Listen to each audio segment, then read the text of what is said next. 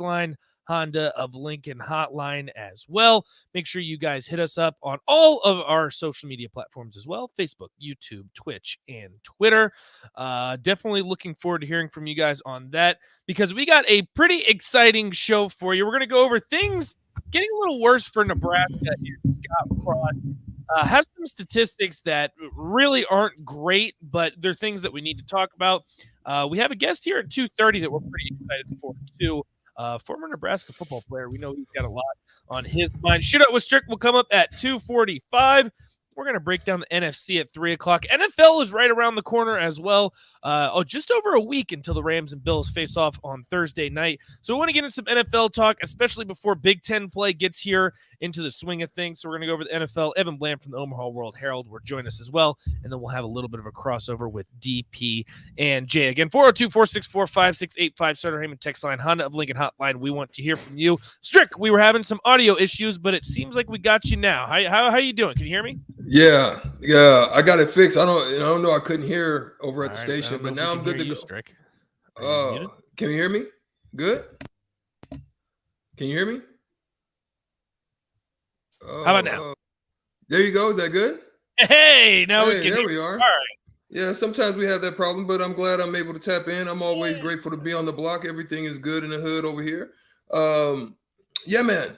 It's a great show today. Looking forward to having former Husker on to talk a little bit, give a little bit of insight as well with how things are going, some of our thoughts. Definitely this segment to talk about just some numbers, just to kind of break some things down and get an idea, a little bit of understanding of kind of where we are, what is the possibilities, what type of decisions that awaits Trev Albers if there's going to be a decision that is made.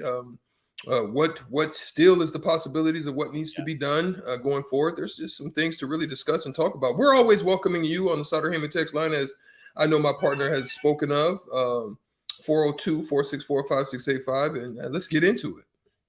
Yeah, Strick, I don't know if we're going to have too much time to talk about this. If we don't wrap it up, I know that we have to get our guest on here at 2:30, so we could possibly move that to 3 o'clock. I definitely want to hear before the week is I definitely want to get into some NFL talk, because, again, once Nebraska gets into the swing of Big Ten football, I don't know if we'll have much time for that, so definitely want to get your guys' thoughts on that. But I want to start out with this. Are we talking NFC, or are we going to talk AFC? Yeah. So I have right now 3 o'clock. We'll talk about NFC. Again, if we don't have time for that, we can move it to tomorrow. That's all good. But I want to bring up this nugget to you, because I know we've talked about things got worse for Nebraska and Scott Frost. However you interpret it, maybe even rock bottom. I don't know if I'll go as far as saying that, because it still was a Big Ten West opponent. Pat Fitzgerald has a track record of playing pretty well against Big Ten teams as well. So this is something that I saw from ESPN Stats and Info, Strick, and I want to get your thoughts. Before the onside kick, Nebraska had an 88% in-game win probability. So that's according to ESPN Stats and Info. This was the 7th time Nebraska lost a game under Scott Frost when it had at least an 80% chance to win at some point, and it's the 4th time in the last 9 games. So I want to make sure to go ahead and reference those games. So last year against Iowa, 95% chance to win at one point in time. Then you go down to Northwestern, 88% chance of winning. At Michigan State last year, and if you guys remember, that was the game where they didn't give up a first down in the entire second half. Blown coverage on a punt. Michigan State ends up winning. Nebraska on the road, an 86% chance of winning. And then last year, remember the debacle against Purdue when Adrian threw 4 interceptions, the meltdown there at home. They had an 80% chance of winning that game. Strick, how do you interpret this? These are glaring numbers, and to be honest with you, they worry me a little bit. I mean, when you're talking about percentages like that in itself, you've got to look at someone. I think some of the stuff that's really interesting to me is just the conversations that are going on, just some of the things that are being said. For example, where's the blame? Or where's the accountability of the blame, right? Some of that is being disseminated to places where you kind of have to wonder, you know what I mean? Who has anybody stepped up and taken the blame for the onside kick? I haven't heard it. Frost did say it was his call, but he did defend it in saying that if they would have gotten the onside kick, they felt like they could have put the game away, was his defense against it. So he didn't ever admit that it was a bad call. Well, the sad thing about that, when you're talking about percentages, the percentages are absolutely crazy when you look at how many times that has actually happened, right? Exactly. There's only been 2 times in all of college football that anybody's even attempted that, which is absolutely crazy in itself, right? So not only with the percentages that you're talking about, that you're over 80% at different times in the game to win the game, that you've blown it. But we're also just talking about the blame, where it's being placed. Some of that is being placed on Whipple. I mean, he's talking about the creativity of that. I mean, I think as head coaches, one of the things that we don't do very well is that we don't take onus to it in different times, because in most cases, the head coach gets a lot of the credit for the losses, and usually want to distribute a lot of the credit elsewhere to staff or to players or to so forth and so on. You don't want to be that guy that's taking that. But unfortunately, you have to take the brunt of it. Same way that quarterbacks have to do that when they're talking about in the NFL or in at higher levels of football, right? Most of the time, the wins are going to be looked at by way of the quarterback. Sometimes they're not even going to look at the defense. They're going to look at what the quarterback didn't do, and that's unfortunate, but it is what it is. I know we don't have a lot of time. I definitely still want to dig in it, but our guest is going to be on a time crunch, so we'll look to bring him in, and then we'll get back on it. I mean, because there's some things I got to share. There's definitely some numbers that are involved. I definitely want to get to that. It sounds like because of our 2 guests we're going to have today, let's move that NFL talk then tomorrow. We'll break down the NFC tomorrow. We'll have a little bit more time if that works for Strick. Going to get your guys' thoughts and all of that. But yeah, it's definitely a glaring statistic. I know Strick has some more numbers, maybe not so in favor of Nebraska and Scott Frost, but who knows? I mean, that could always change. We'll definitely keep an eye on all of those numbers as the season progresses. We have a former Husker football player coming up next, one of Strick's good friends. We will get his thoughts on Northwestern. We will get his thoughts on Scott Frost and the team moving forward. That'll come up next on The Block. You listen to 93.7 The Ticket.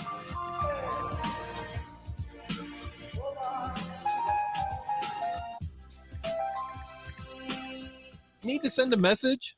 Send it with cake. Congratulations? Here's a congratulations chocolate rum cake from Beatrice Bakery. Thank you? Say thank you with an amaretto cake. I'm sorry that I accidentally hit your mailbox with my car as I was backing out of the driveway and then continued right into your prized petunias. You say that with a lemon drop cake. Everybody knows that. Beatrice Bakery in downtown Beatrice. BeatriceBakery.com. Here to help you say whatever it is you need to say. Welcome to our world of yum. They might win, they might lose, but either way, you have something to say about it. Are you gonna call in? After party postgame show immediately yeah. Nebraska football game. Nick Sayer and Jake Bachhoven give instant reaction, quotes from the players and coaches, and take all your phone calls with thoughts on the game. It's the Husker After Party postgame show, only on 93.7 The Ticket and theticketfm.com. Sponsored by Action Plumbing and Heating, Gary Michaels Clothiers, and Brant Excavating.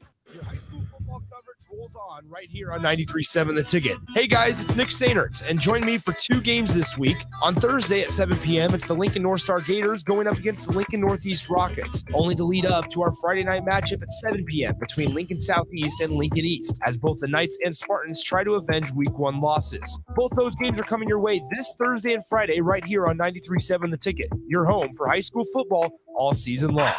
You've heard of Jay Cutler, right? No, not the former quarterback. I'm talking the Jay Cutler, a 4-time Mr. Olympia winner and one of the top bodybuilders in history.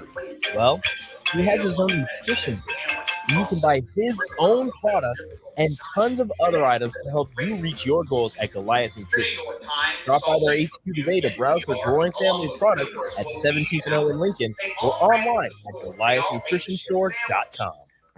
Seasons change, but your land stays the same. You need the right solutions to keep you moving. That's why you rely on Huskers Equipment, your Nebraska-owned premier John Deere dealership. Whether you're harvesting, protecting your crops, feeding the herd, maintaining your lawn, improving your business, or letting off some steam, Acres has what you need to get the job done. Acres Equipment. Solutions for every field.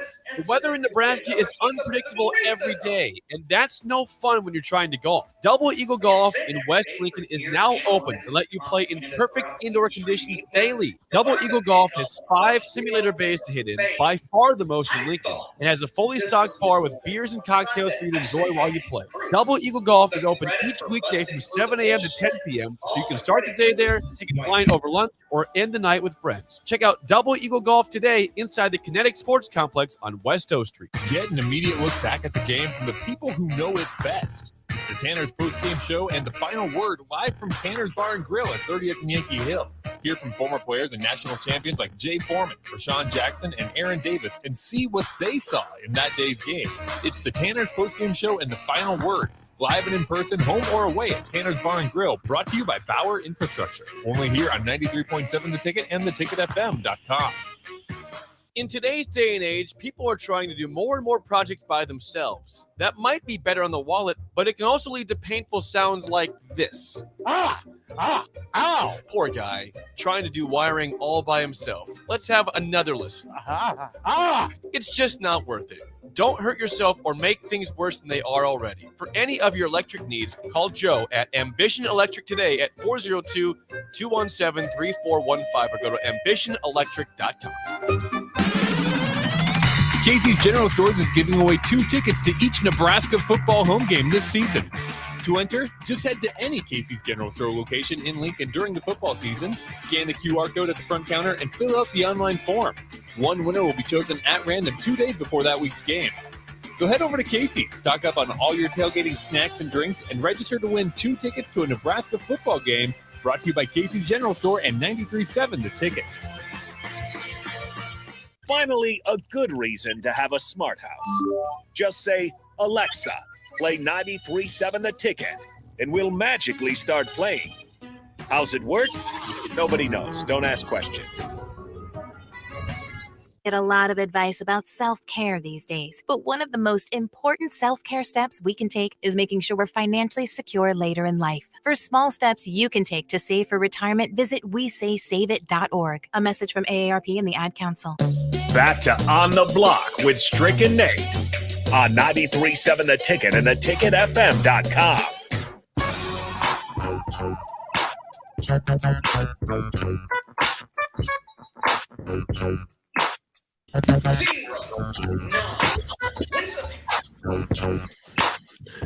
Welcome back to On the Block. E. Strick, Nate Brennan. Once again, we are here every day, 2 to 4 p.m. Central Standard Time. You can find us on Twitch, Twitter, Facebook, and YouTube. Always go there to YouTube and hit the subscribe button. Tap in, get a chance to check us out on the stream. We also welcome all of your comments on the stream. We take a look at them. We try to address them, as well as the Sutter Heyman text line that is always open to you as the fans, 402-464-5685. We are grateful to have a special guest today, someone who has experience of winning, having success, winning natties, and also being able to see the basement or the dungeon or what else you could say, the bottom feeders at point of loss and just how troubling that is and what it feels like, but also to experience the success in winning. And joining us now on the Honda of Lincoln hotline is Clester Johnson. So we're grateful to have him today. Clester Johnson, thank you for joining us on the block today. My brother E. Strick, it's always a pleasure to hear your voice, your angelic voice. My man. Let me take that back. I don't know about angelic, but yeah, it's always Yes, yeah. So, Cless, man, there's a lot of things that are kind of going out there. The Twitter sphere is on fire. People calling for the head. You know, not our blockheads. Our blockheads here, that they're welcome and they're happy on the block here with us.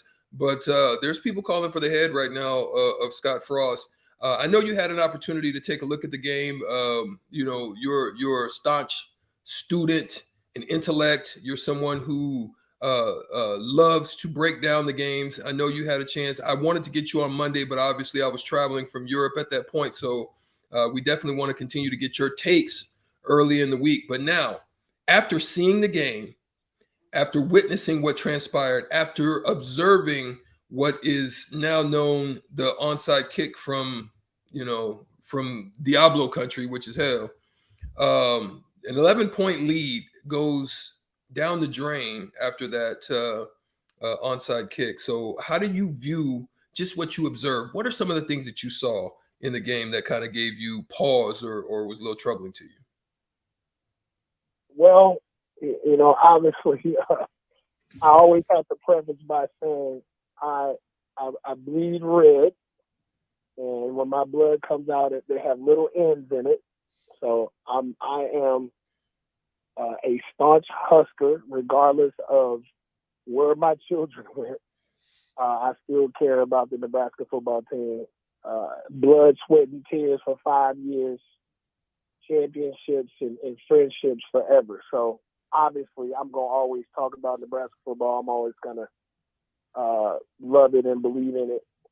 Now, focusing strictly on the game, obviously the onside kick has become a big deal, but being in, just trying to put myself in Scott's shoes, I understand the knockout blow. You're up 28-17. You are basically not being stopped on offense. You being able to do whatever you want to on offense. So even if Northwestern scores like they did, you still are thinking that they're not going to be stopped. At least they're going to, Northwestern score. Hey, Nebraska can just go back down and put 35 up and get back up again. But as we can see, that's not what happened.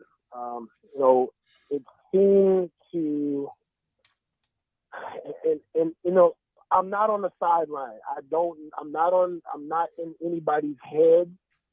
I don't know what anybody is thinking at that moment of time as a player or a coach. But what it seems like happened is that when Northwestern scored, like the air kind of went out a little bit, and they seemed to not be able to recover from that.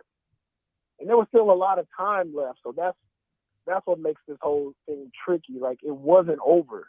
So at that point in time, what you have to do, especially when you got that leadership, you have to not only players, but you got to bring everybody on the sideline together, get everybody in that circle, and say, "Hey, listen, who's about to step up and make that play? Who's going to step up and do their part? Do what you got to do to keep this thing pushing forward."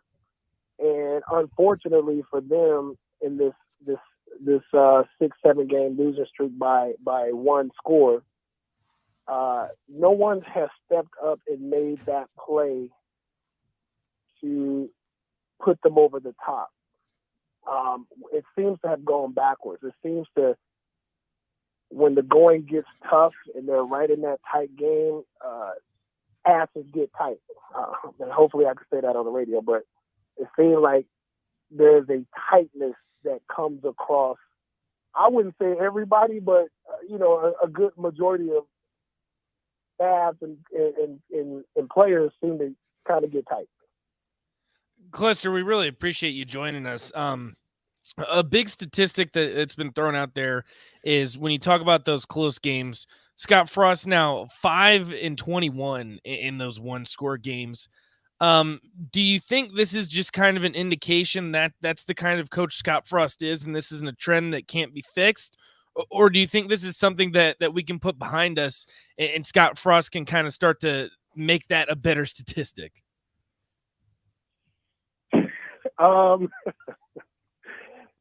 Listen, I'm the ultimate competitor. I am the ultimate, I'm always trying to see things from a positive. And, I can't answer that question. I'm going to be real honest with you. I can't definitively come out and say things are going to turn around. But you can look at history. The history says this is what you got. But, I'm the ultimate optimist. I would like to see things turn around. I don't care who does it. I just want to see a leader step up and get everybody moving in a direction where they feel like no matter what's happening in games, we're going to overcome it. And again, that comes from the leader, that comes from confidence, that comes from, also it comes from obviously practice, so going back to my day, and I know that a lot of people started to give Nebraska a hard time about the 90s and focusing on the 90s. But what I do remember is in practice, we had a lot of high leverage moments in practice, so that when we got in the game, it was just a normal deal to just perform.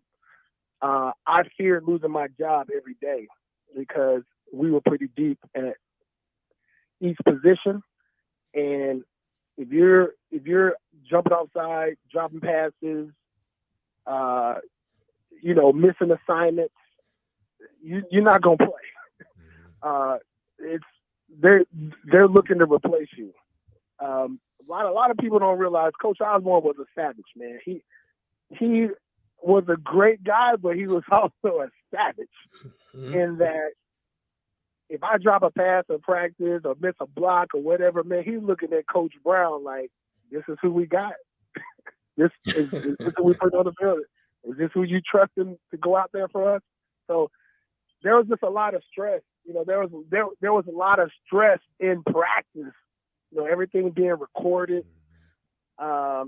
Just a lot of the details were paid attention to in practice. So when we got in the game, we were ready for that moment. And I think sometimes it's really hard when you just take a lot of athletes. This is their first time together and just be cohesive. It takes a little while to become a cohesive unit. So, Cluster, one of the things that I noticed in the game myself personally, and it's something that we all, especially as athletes, once we see this, or as coaches, once we see this, we know that trouble looms behind it, right? It is the body language. That was something that I noticed with the team at many times during the game was just bad body language. No coming together. Each person had hands on hips, slumping shoulders, helmets down when they got a first, just different things like that. Not, as you said, not who's going to step up and make the play. Is it going to be me? Is it going to be us? There was none of that, right? How do you view that? Because I know, as you said, there were many times you guys found yourself in tight games as well, but no matter what the situation is, you guys stepped up to the moment. Do you think that the body language, how do you change that? Or who is it that needs to address that? Where does it come from? So how do you deal with that when you have bad body language, which ultimately leads to a continuation of losses? Listen, and I agree with everything you're saying. If I had the answer to that, I'd be a rich man, I think, because I could go down there and just solve all the problems, but they gonna have to pay me to do that. But that being said, I think the only way you do it, and the comment, you've heard this comment before, pressure either is gonna burst pipes or make diamonds, right? So that being said, again, the pressure has to be put on you in practice. There has to be a lot of pressure. When I look at the greats, when I look at people like Urban Meyer, when I look at people like Nick Saban, I've had a chance to look at some of their interviews. I had a chance to look at just how they act sometimes, and sometimes they could come off like madmen because they're very passionate and they're very meticulous about what they want to see out of a team and what they want to see out of people. And that's really where it starts. Players, just in my mind, and this is just my opinion, you got to have a healthy fear of losing your job. You got to have a little healthy fear of your coach, that he is going to, make you pay for not performing. And if you don't, if you just gonna love on them, even don't be afraid to make mistakes, and you're just gonna love on them all the time. I mean, then it's almost like there's really no fear there. Like I said, I had a chip on my shoulder towards Coach Brown because of certain things that were happening in practice. So in this environment, it weeds out the competitors. It weeds out people who are either going to fold or they're going to step up and compete. And sometimes with your coach, you're not always going to get along with him. It's not always going to be a great thing. You're not always going to like him. But sometimes it's one of those deals where it's like, I'm going to show you I'm the man here. And that's how I felt my senior year. I felt like I wasn't getting the respect I deserved based on previous starters. So I had to either step up and show him or quit and pout and leave. I chose the latter. I chose to say, listen, I'm about to show you. And how I knew I accomplished that goal was I got the Native Son Award for the best Nebraska player on the team. And I also used to win the plaque after the game. We would get plaques for best positions. They give out a plaque for each position who played the best. If I didn't win that in 12 games, I bet you I won that plaque 9 times. And I was mad that I didn't win it 12. That's how it has to be. Two-time national champion Cluster Johnson joining us right now. Cluster, you say you're an optimist, and I love it. I think I definitely fall into that category as well. I just kind of want to get your thoughts. What are some of the positives that came out of the game on Saturday? And if you're trying to get people drinking the Kool-Aid again, make Husker fans optimistic, what would you say to them after seeing that performance?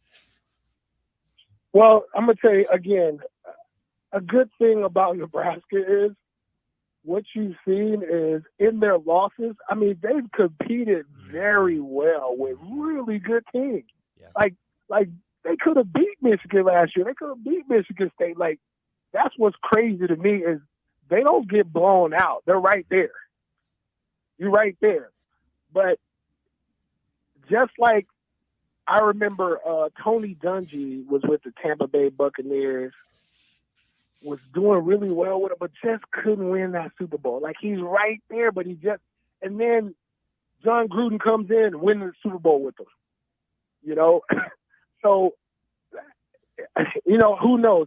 Has Scott taken them about as far as he can go in regards to getting them to play well? And maybe that next step is the psychological part that's missing. Maybe the next guy or person comes in and says, hey, listen, you guys are a good team. I can see you play well against everybody. But psychologically, this is just something missing here. And maybe, maybe Scott and the staff finds it. Mickey is there. Like, and I know Mickey Joseph got that dog in him. I don't know everybody else down there. I'd be lying if I told you I knew the other coaches and their mentality. I don't know them. I don't know what they say to their players. I know Mickey very well, and I know where he comes from. I know what his DNA is. But that's the only element I feel is missing is the psychological part, because I know you guys saw it. There at the end, missed passes, drop passes, fumbles. There were certain things that are happening that, like I said, in the high leverage moments, that's the time when you actually show up. Play. That's what the good teams do. Great stuff. Two-time national champion Cluster Johnson has joined us, former Husker here on the block. Thank you, Cluster Johnson, once again, my friend, for joining us and giving us your insight, man. Great perspective. We look to maybe have you back, hopefully, after a better performance this coming up weekend against North Dakota. We'll talk to you soon, man. Stay in touch with us here on the block, all right? Appreciate you. Have a good day. All right. That's Cluster Johnson. There he goes. We got to take a break. We'll come back with Shootout with Strick right after this. See if I can keep the win streak going myself. It's gotten real tight for me too, but I've been stepping up a little bit, but we'll see who's going to challenge coming up right next after this. 93.7 The Ticket, theticketfm.com.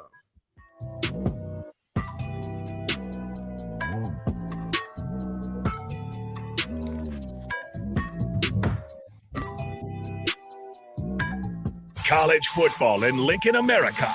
The time has come. Start your game day off right with the A1 Automotive Ticket Tailgate pregame show. Join the ticket crew live from Tipsy Tina's in the Haymarket as they bring you all the coverage you need to get you ready for the action. It's the A1 Automotive Ticket Tailgate pregame show on 93.7 The Ticket and theticketfm.com. Brought to you by A1 Automotive, Mullen Motors, Wall to Wall Wine and Spirits, Bauer Underground, Ben Bleicher with Professional Realty Group, and Ritchie Brothers. Need to send a message? Send it with cake. Congratulations. Here's a congratulations chocolate rum cake from Beatrice Bakery. Thank you. Say thank you with an amaretto cake. I'm sorry that I accidentally hit your mailbox with my car as I was backing out of the driveway and then continued right into your prized petunias. You say that with a lemon drop cake. Everybody knows that. Beatrice Bakery in downtown Beatrice or online at beatricebakery.com. Here to help you say whatever it is you need to say. Welcome to our world of yum. If you need to sell equipment and trucks, Ritchie Brothers' new Lincoln Satellite Yard lets you free up space at your property and get local access to all Ritchie Brothers auctions. Drop your equipment off and sell it online at any Ritchie Brothers auction, Iron Planet, or via Marketplace E. The yard is at 8801 US 6 Lincoln. It's secure and makes for easy in-person buyer inspections and pickup. Take advantage of this yard to sell at Ritchie Brothers' Great Plains Regional Auction, September 15th and 16th. For details, visit rbauction.com/Lincoln. Did you know that the U.S. has added over 1,100 new breweries in the last 18 months? Learn more by shopping at Myers Cork and Bottle, 13th and South, and by tuning into Thirsty Thursdays with Kevin Myers, because sports are better with a drink in your hand and a friend at your side. Gaina Trucking is hiring CDL Class A and B drivers. Gaina Trucking guarantees a 40-hour work week year-round, and their strong team culture makes it not a job, but a career. Gaina Trucking offers health, vision, and dental insurance, 401k with company match, an employee assistance program, and other bonus programs. Build a better career today with great team culture at Gaina Trucking. Learn more and apply today at gainatrucking.com. People first is more than a nice sentiment. At American Senior Benefits, it's the mission. If you're ready for a career where you can truly put your customers' needs ahead of everything else, this is for you. American Senior Benefits is one of the leading senior market insurance product distributors in the country, and they're looking for high-energy applicants with strong communication skills. Enjoy on-the-job training, a fun work environment, and unlimited income potential. Visit asbmidwest.com to learn more. American Senior Benefits. Casey's General Stores is giving away 2 tickets to each Nebraska football home game this season. To enter, just head to any Casey's General Store location in Lincoln during the football season, scan the QR code at the front counter, and fill out the online form. One winner will be chosen at random 2 days before that week's game. So head over to Casey's, stock up on all your tailgating snacks and drinks, and register to win 2 tickets to a Nebraska football game, brought to you by Casey's General Store and 93.7 The Ticket.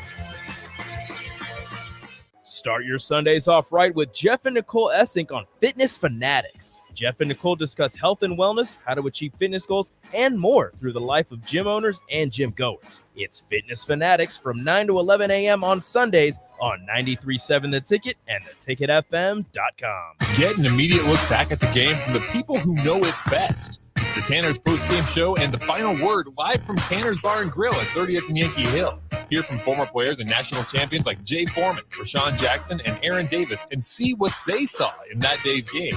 It's the Tanner's post-game show and the final word, live and in person, home or away at Tanner's Bar and Grill, brought to you by Bauer Infrastructure. Only here on 93.7 The Ticket and theticketfm.com.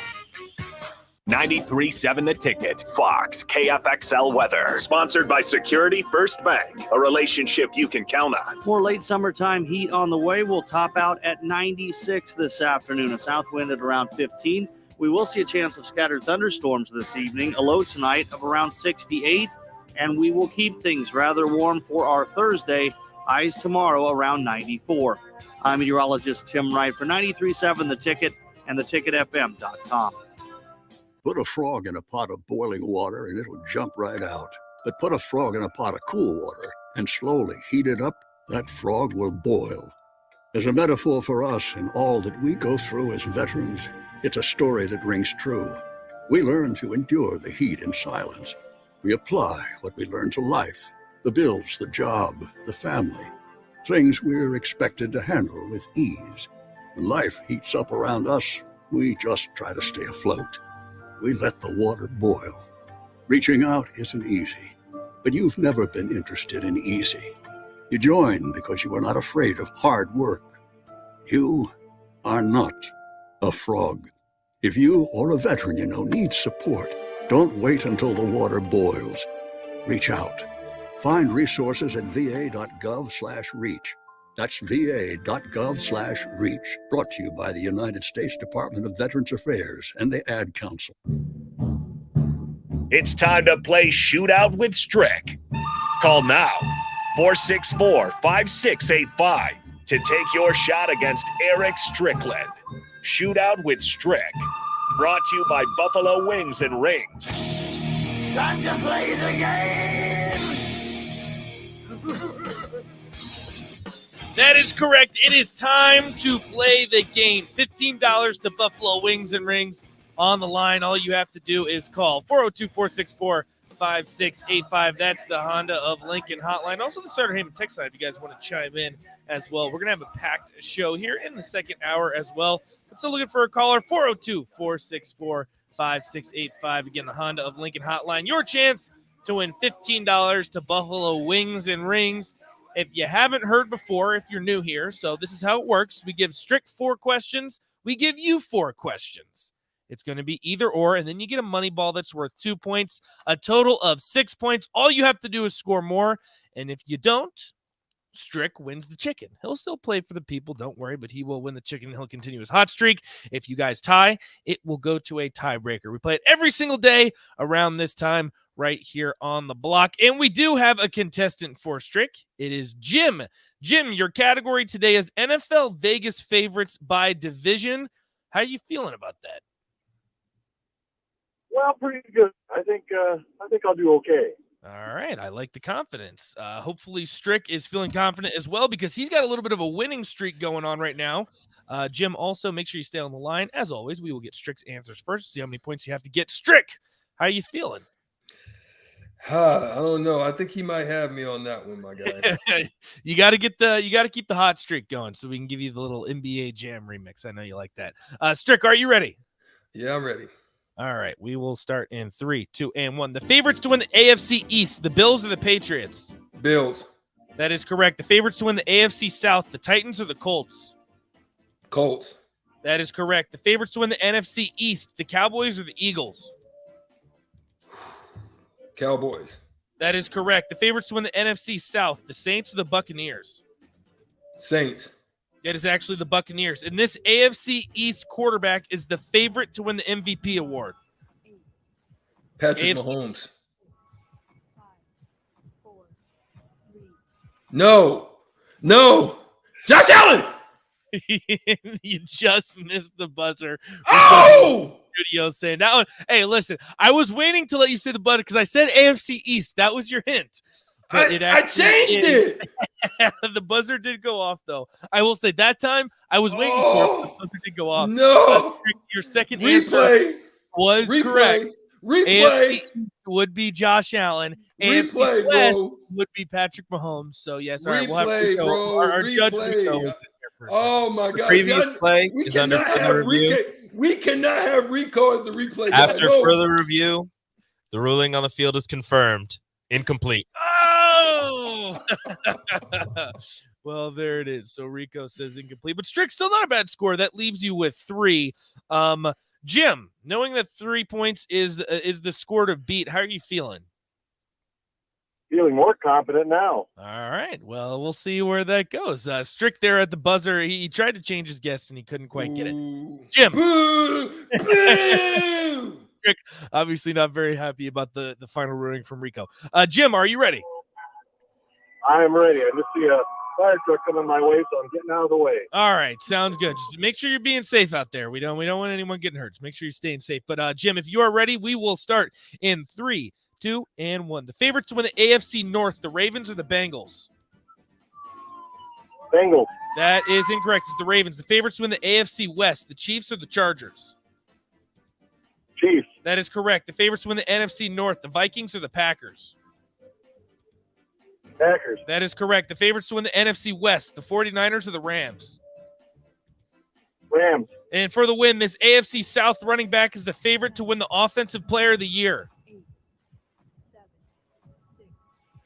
Oh, man. No! The buzzer will go off.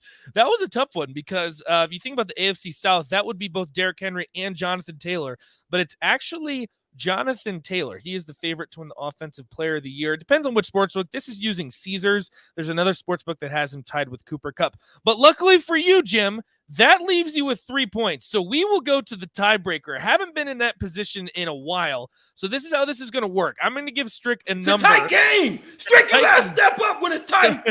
Strick has to come up with a definitive number. And Jim, if he does not get it correct, you have to say over under. So, gentlemen, here Jim, is the question. Hold on. Jim. All right, go ahead. I'm not Scott Frost. I win games close, baby. So get ready. No, Strick's feeling himself. He's hey, Strick. There's a lot on the line here. The $15 to Buffalo Wings ring. This is big time. Strick, right, this is your tiebreaker question. Kenny Pickett is the favorite to win NFL Rookie of the Year. How many passing touchdowns did the Heisman finalist throw for last season at Pittsburgh? So total passing touchdowns at Pittsburgh last season. 44. That is incorrect. Jim, was it over or under 44 touchdowns? It was under 44 touchdowns. Jim? Boom shakalaka. That is correct.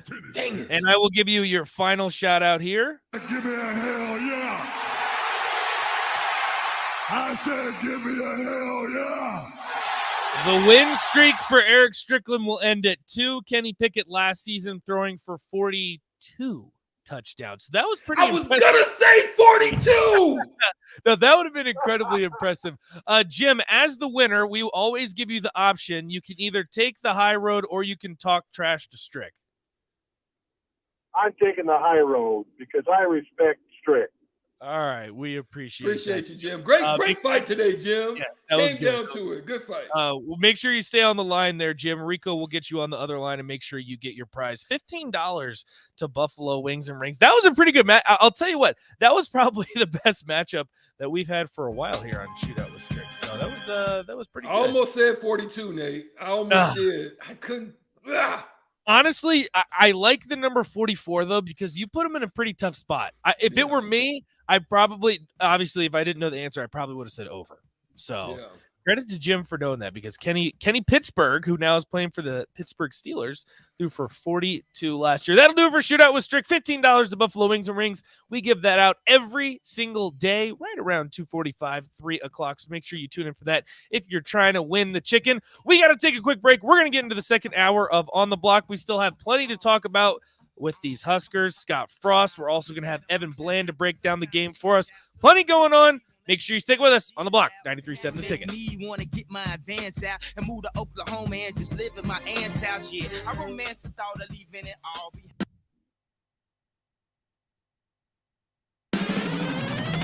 Casey's General Stores is giving away 2 tickets to each Nebraska football home game this season. To enter, just head to any Casey's General Store location in Lincoln during the football season, scan the QR code at the front counter, and fill out the online form. One winner will be chosen at random 2 days before that week's game. So head over to Casey's, stock up on all your tailgating snacks and drinks, and register to win 2 tickets to a Nebraska football game, brought to you by Casey's General Store and 93.7 The Ticket. In today's day and age, people are trying to do more and more projects by themselves. That might be better on the wallet, but it can also lead to painful sounds like this. Ow! Poor guy, trying to do wiring all by himself. Let's have another listen. It's just not worth it.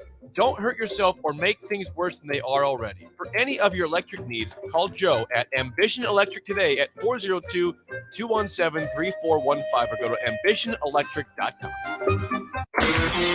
You've heard of Jay Cutler, right? No, not the former quarterback. I'm talking the Jay Cutler, a 4-time Mr. Olympia winner and one of the top bodybuilders in history. Well, he has his own nutrition brand, and you can buy his own products and tons of other items to help you reach your goals at Goliath Nutrition. Drop by their HQ today to browse their growing family of products at 17th and O in Lincoln or online at GoliathNutritionStore.com.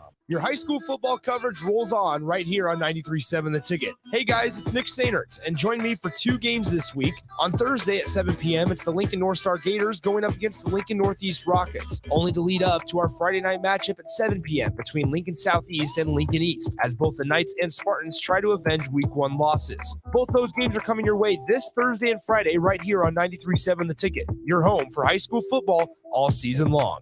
93.7 The Ticket, Fox, KFXL weather. Brought to you by Bryant Air Conditioning, Heating, Electrical, and Plumbing. More late summertime heat on the way. We'll top out at 96 this afternoon. A south wind at around 15. We will see a chance of scattered thunderstorms this evening. A low tonight of around 68.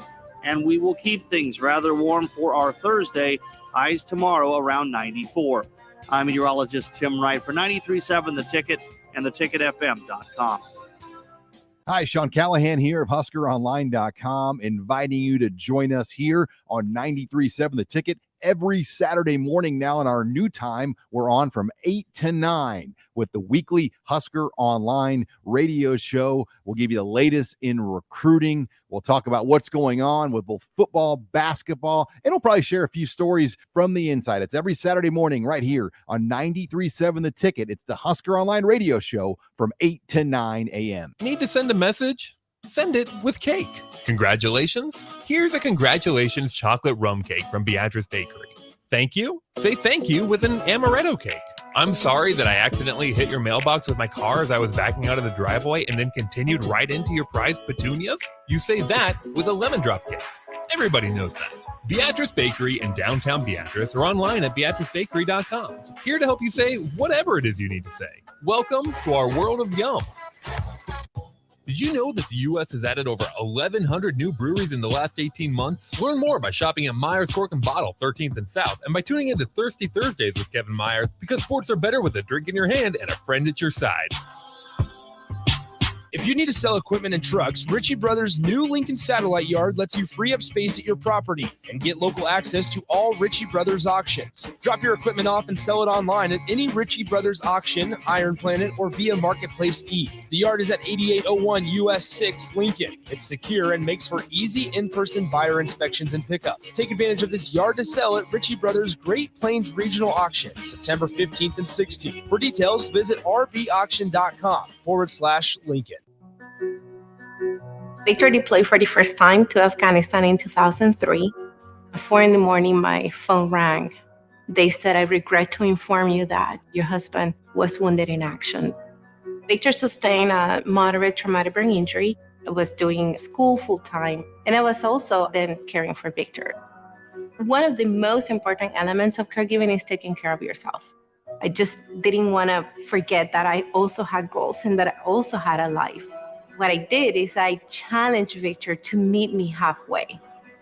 There are almost 6 million military and veteran caregivers across the nation. We have our own journey, and we can fulfill that journey at the same time that we are helping our loved one. Visit aarp.org/caregiving for a free military veterans guide to navigate your caregiving journey and better care for your loved one and yourself. Brought to you by AARP and the Ad Council. This is Lincoln's home for sports talk on the FM dial. Also online at theticketfm.com. On the internet. KNTK FM Firth, 93.7 The Ticket. This is On the Block with Strick and Nate. Nebraska Basketball Hall of Famer and 9-year NBA vet, Eric Strickland. Strickland for three! You're going to go out of here as the Big 8 tournament champion. And Hokie Homer turned Husker, Nathan Brennan. Everyone knows that I'm the smartest person here. Coming at you live from the heart of Lincoln, America. On air and online at theticketfm.com. Brought to you by Mary Ellen's Food for the Soul.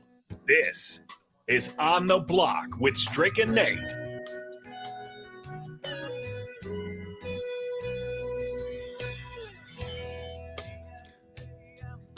Welcome back on the block. Great segment last segment that we had. Great game on shootout with Strick. Came up a little short. I was 2 points away. I feel like I'm a Husker right now, man. I am a Husker, but just not on the football field. That's a 2-point loss, man. I can't take it no more. I'm like Popeye right now. It's all I can stand, and I can't stand no more. Yeah. So I need you would have been on fire, spinach. Strick. Yeah, I know. I need to take my spinach now and kind of puff up my forearms. I feel like those individuals that were now making their way once they made their way to the plane and came back overseas. I'm really telling you, bro. There's nothing like having a trip like that where you're going over with high expectations. You're riding some highs. You're feeling really good about yourself, and you take a L the way that you took it. That is a long flight. It's like you're going to try to sleep that off, but it's so restless in your mind. The crazy part about it is you still have to readjust your body and mentality back towards the States now, 7-something hours, 7 hour difference. And then you have to go back to work. That is why I tell people, like, they used to ask me this question a lot. They say, Strick, do you miss playing in the NBA, or do you miss the league? I mean, the only thing I miss about it, I told my mom, I said, I wish she could have waited about 10 years. We'd be about 60, 80 million strong right now, just by the way that they're paying everybody. Yeah. But I don't miss it because of the mental strain that it takes. A lot of people don't understand the mentality part of it. And, a lot of the sport is not just the athleticism or the ability to play or to be strong, suited in a specific craft of whatever it is that you are, lineman, receiver, whatever it is. It's just not about being strong at that specific part. It's the mental. That's the part I think that they're missing, Nate. I think that the mental part of their game has not been able to catch up or to give them that extra. Because when you're down or when you're out, that's what Cluster was talking about. That's the difference between the great teams and those that lose the close ones. That's the difference between Saban type teams or, the Clemson teams of the day. When it got tight or when the pressure was on, a lot of people the pipes burst, but it's the ones that the diamonds are created is where you see some of the difference. Let's just take a look at some stuff, man, with regards to the Husker faithful. You're listening to 93.7 The Ticket, theticketfm.com, here on the block with Strick and Nate. But here's something I want to throw out to you, Nate. Something that, we don't really like to talk about, but we have to talk about it. When you remember old coaches, a lot of people believe that Callahan killed the Nebraska, dreams of getting back to greatness. But we really have to go back and look at it like this. There was a man that coached. A lot of people didn't like him. They thought he was brazen. They thought he was the Chucky, basically, the John Gruden of college football, and it's Bo Pelini. A lot of people didn't like him. But when you look at the numbers, just think about this part.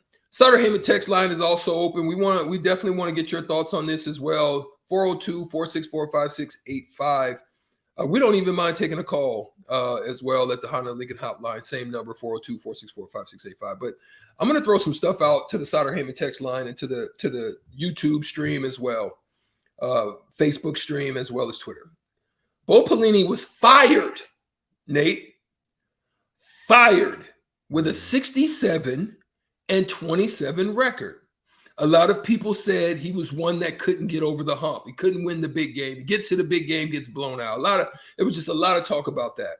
But now when we look at the Scott Frost era of Nebraska football, he is now 15-20. And the thing I think we've got to consider, even if Scott Frost at this point where Bo Pelini was fired and has success here at Nebraska, 9-10 wins seasons mostly. If Scott Frost won 50 games in a row, he still wouldn't have a better record than Bo Pelini. So that's something that I just want to think. Is grass greener on the other side?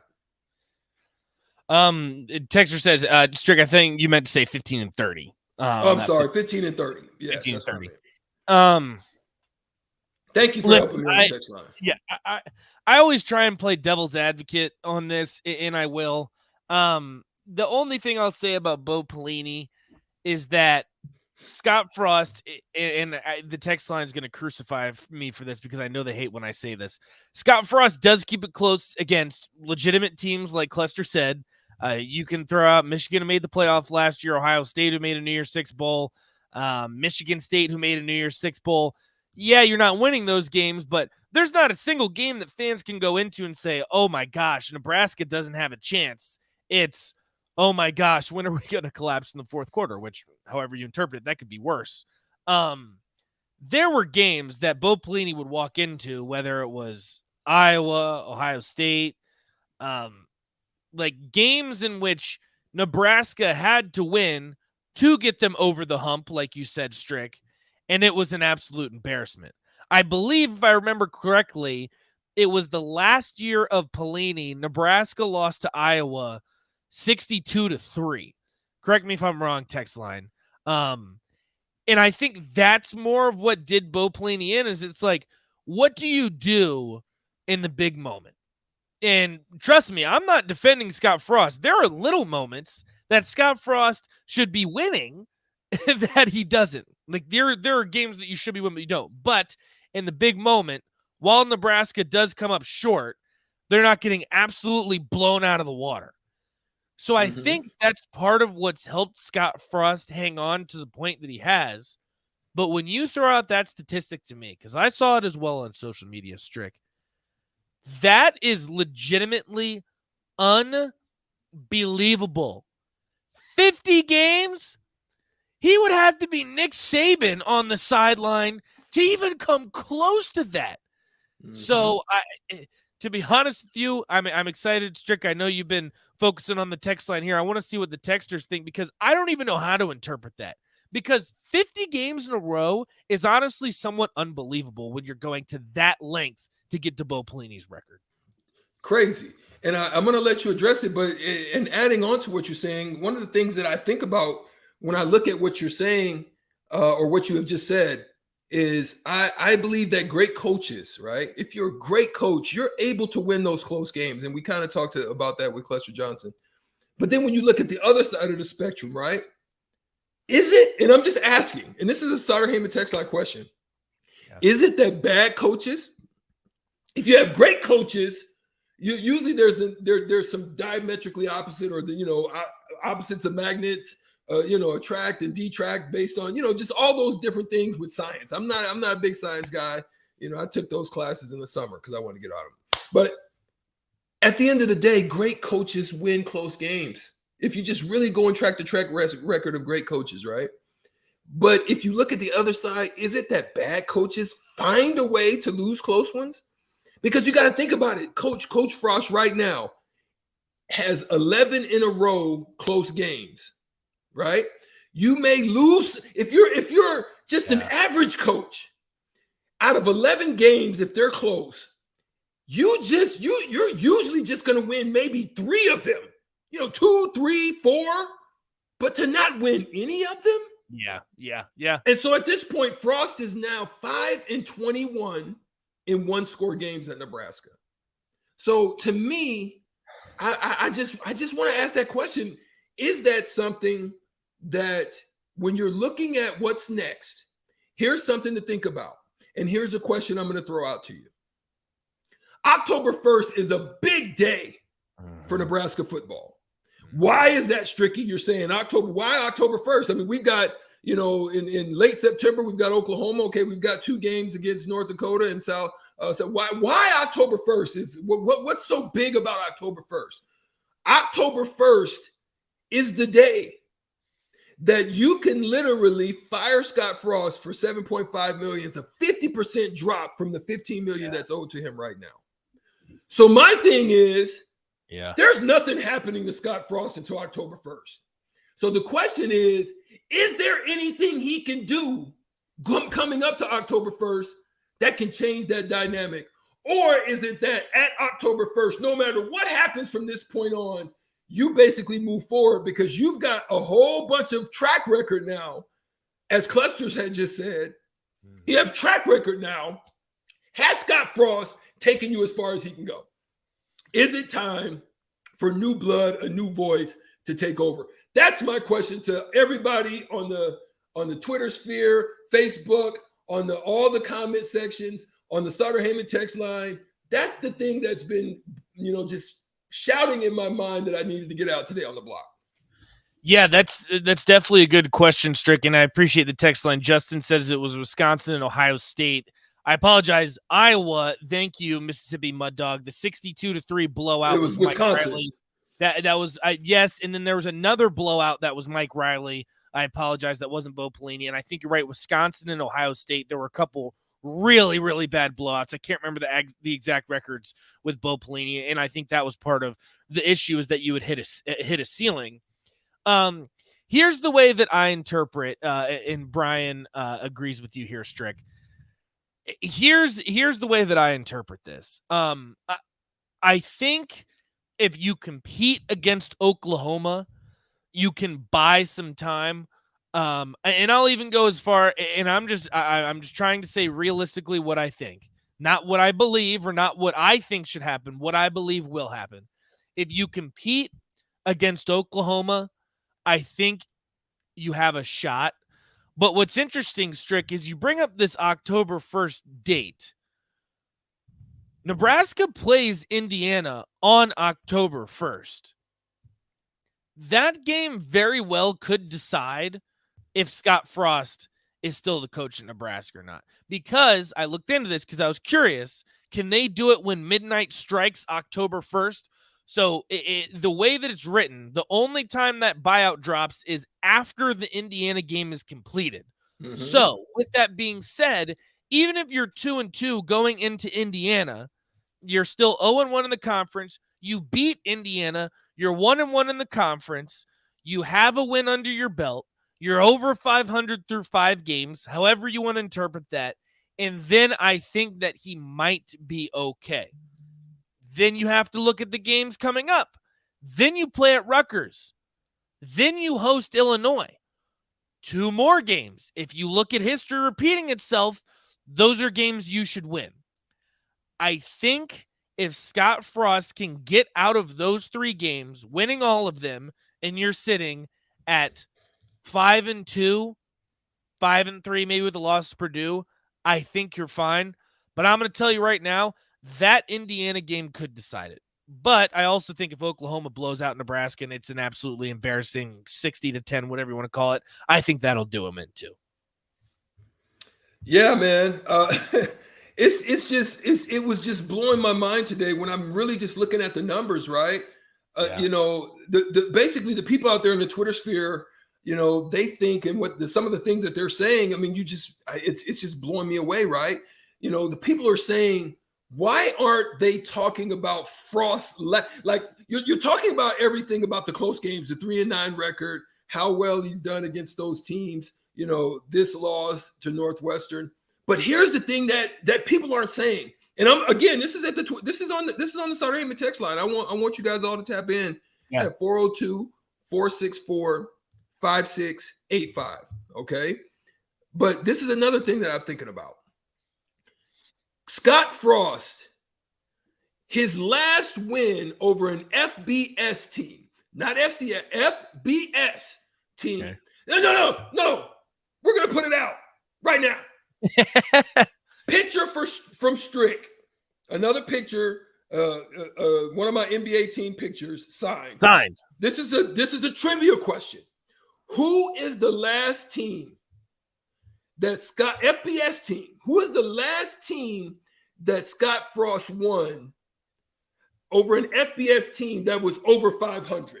What was the last team? Ooh, that's a good question. I think I know the answer, but that's a good question because Northwestern wouldn't apply last year. Winner. Text your name 402-770-5897. Text your name to us on the Starter Heyman. You are the winner. That is it. It was Michigan State in 2018, 9-6, 3 field goals to win. That's the last time Scott Frost has beat an FBS team.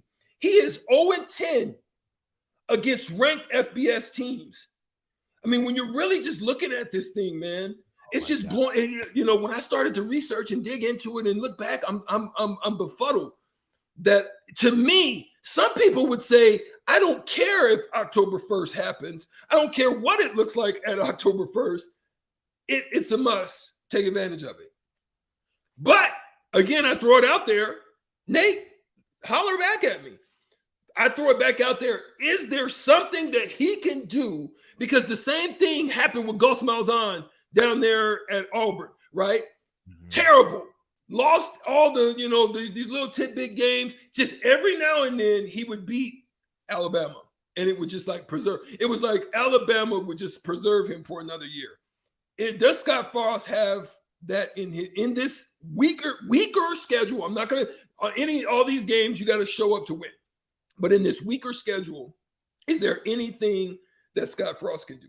Well, it's funny you bring up Gus Malzahn, Strick, because ironically enough, he is now the head coach at UCF, which Scott Frost left for the head coaching job in Nebraska. So that's kind of funny how all of that works out. I'm going to tell you right now, I don't know if you want to interpret this as worst case scenario, because I've had a few Husker fans that mentioned this to me, and they considered this their worst case scenario. Let me know what you think about this, Strick. They said, if Scott Frost beats Oklahoma, you cannot fire him this season. Now, obviously that changes if you lose to Indiana at home, if you lose to Illinois at home. There are things that can change that. But this is all with the assumption that you're beating a couple teams throughout the season. You flirt with that 6-6 record. If you beat Oklahoma, he will be fine. Do I agree with that? I don't know. I honestly don't know how I feel about that. But if he beats Oklahoma, I'm going to tell you right now, I don't care if it's an out-of-conference game. Oklahoma is 9th in the country. They have a cupcake schedule leading up to playing Nebraska. If they beat Oklahoma, a revenge game, whatever you want to call it, renewed rivalry from the Big 12, he will not be fired. There's no way. There's no way. Do you think they would? I just don't think there's any way they would if he beats Oklahoma. I just because it just seems to me that right now the successes have come lesser competition, less than 500. Is he the guy that gets you over the hump? That's why Oklahoma would be a big win. I mean, you know what I mean? 1-11.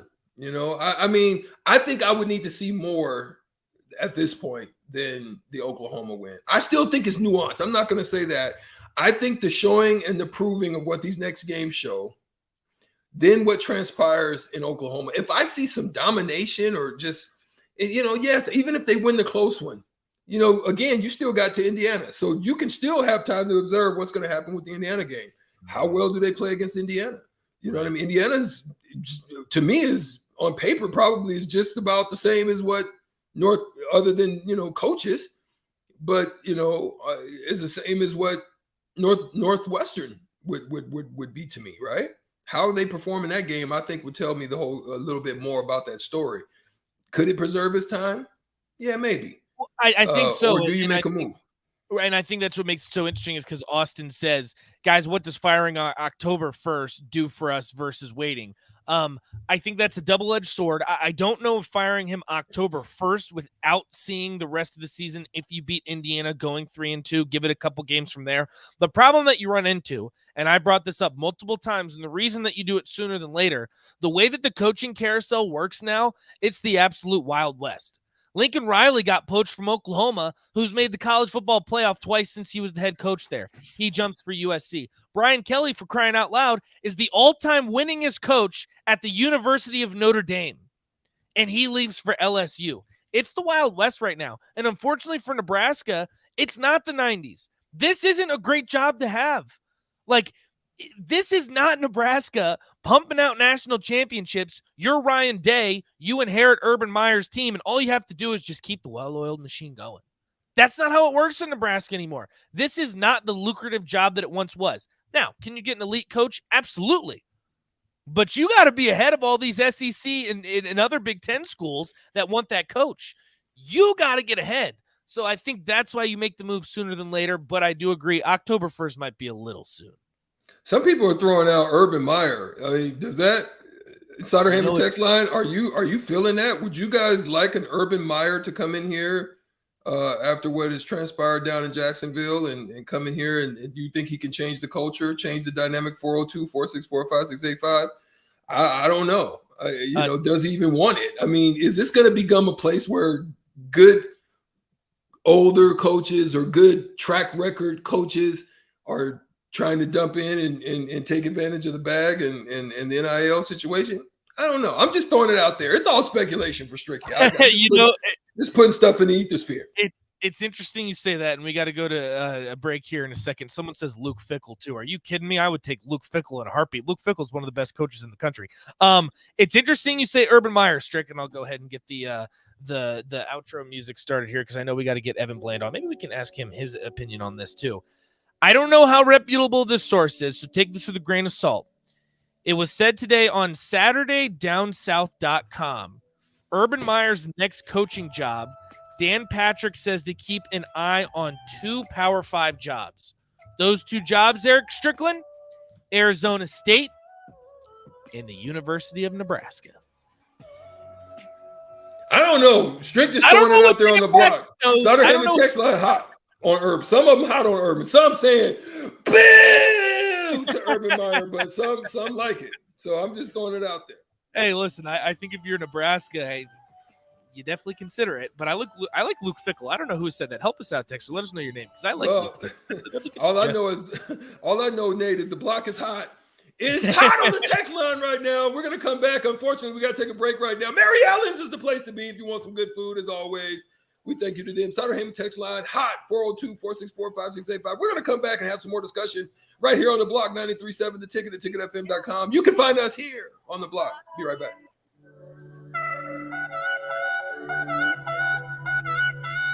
If you need to sell equipment and trucks, Ritchie Brothers' new Lincoln Satellite Yard lets you free up space at your property and get local access to all Ritchie Brothers auctions. Drop your equipment off and sell it online at any Ritchie Brothers auction, Iron Planet, or via Marketplace E. The yard is at 8801 US 6 Lincoln. It's secure and makes for easy in-person buyer inspections and pickup. Take advantage of this yard to sell at Ritchie Brothers' Great Plains Regional Auction, September 15th and 16th. For details, visit rbauction.com/Lincoln.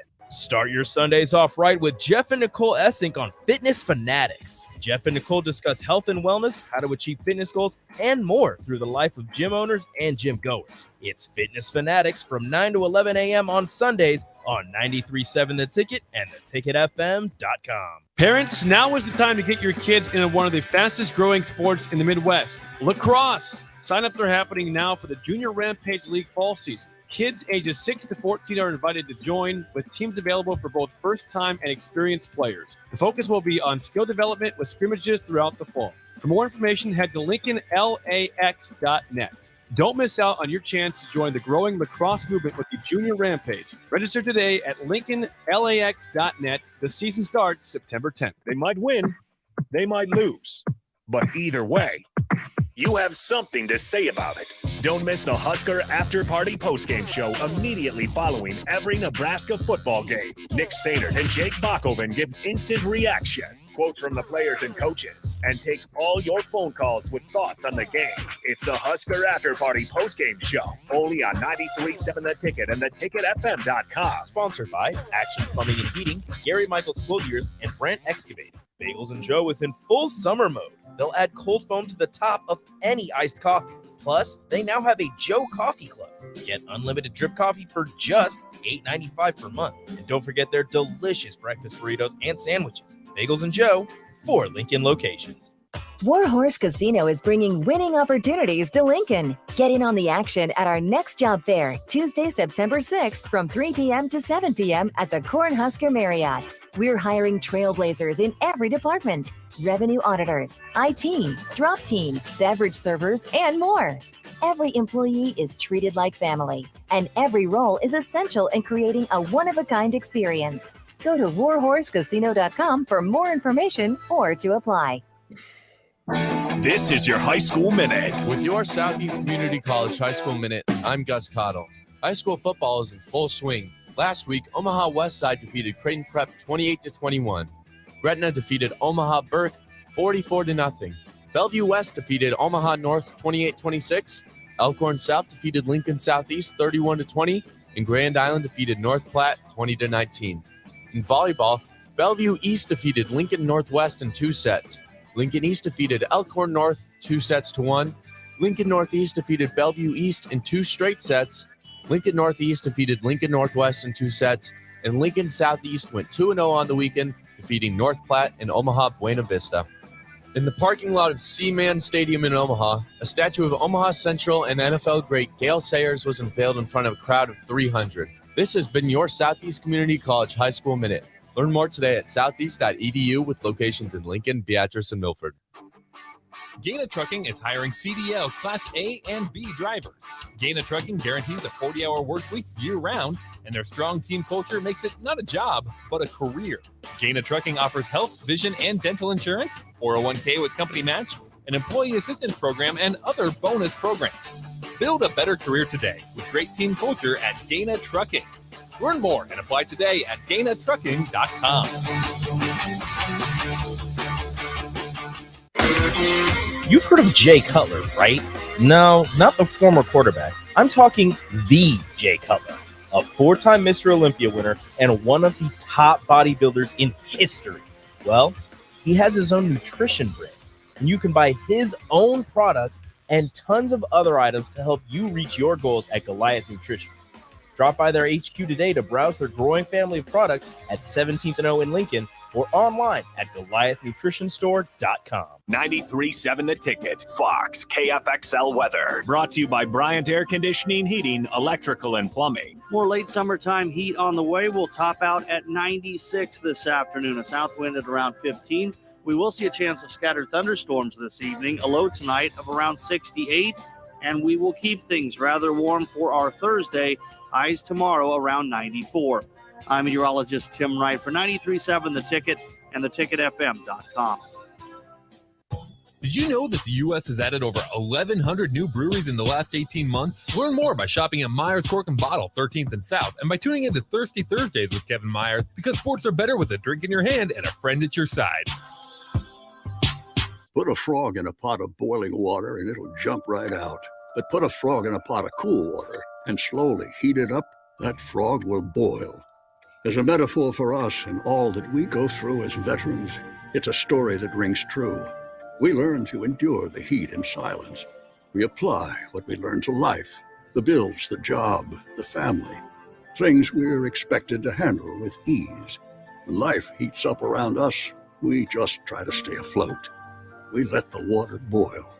Reaching out isn't easy, but you've never been interested in easy.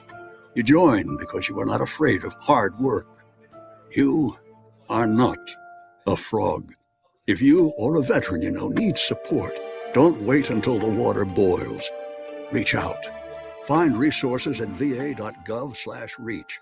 That's va.gov/reach. Brought to you by the United States Department of Veterans Affairs and the Ad Council. Back to On the Block with Strick and Nate on 93.7 The Ticket and theticketfm.com.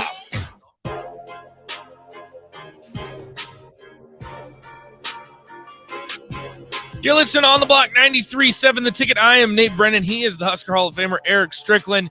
We want to hear from you. Start our aim and text line, Honda of Lincoln hotline, 402-464-5685. Have to give a shout out to Evan Bland here. I didn't have it down in my notes correctly. Had a little bit of a mess up. Evan is usually supposed to join us at 2:30 on Wednesdays. If you guys are looking at your clock right now, it's 3:30, so we appreciate him for being flexible. Evan, I hope you're not too upset with this. How you doing, my man? Doing well. You know, you just take a page out of Nebraska's playbook. You expect adversity as the season goes on, and how do you respond? And so here we are.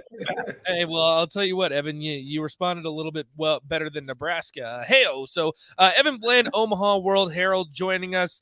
Evan, I'll just go ahead and ask you. Your biggest takeaway from the game, and I know that's a loaded question, but quite a few things went right, quite a few things went wrong. What's kind of your biggest takeaway from this past Saturday? Yeah, I mean, there's a lot of ways you can go with that. To me, when I look at an opener especially, I'm always the most curious to see where was the biggest disconnect from what we heard in fall camp, because again, we get to see very little of practice ourselves, and what shows up in the game. And so I think, to me, the answer to that was the defensive pass rush and how non-existent it was at times. I mean, throughout, they didn't pressure the quarterback.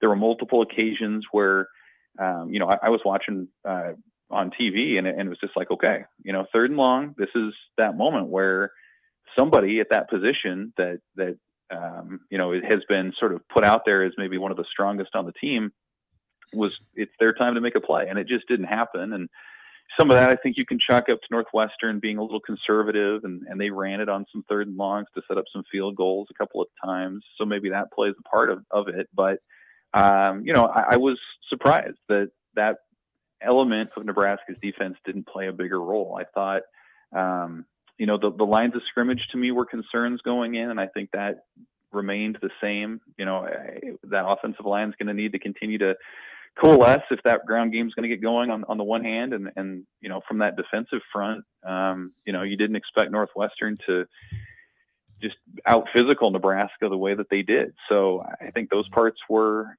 big concerns. I know a lot of people don't want to hear it, but I think there were some notable silver linings though as well. I thought what Brian Buschini did as a punter, makes what he did, if he can continue that performance through the season, he'll represent a major upgrade at that position, much greater than what Nebraska's had under Scott Frost before that. And I think Casey Thompson was really impressive too. I mean, he was victimized by 6 drops, and a couple of those turnovers were pretty fluky. I thought the fumble that was at least ruled a fumble, and then the one interception, off a receiver's hands. But he seems like a guy who Nebraska identified in the offseason as someone who could help them win games, and I think he definitely proved that he could do that. So ultimately a mixed bag, right? If Nebraska had won by 3, I think the same things would still be true, the strengths and the weaknesses that came out.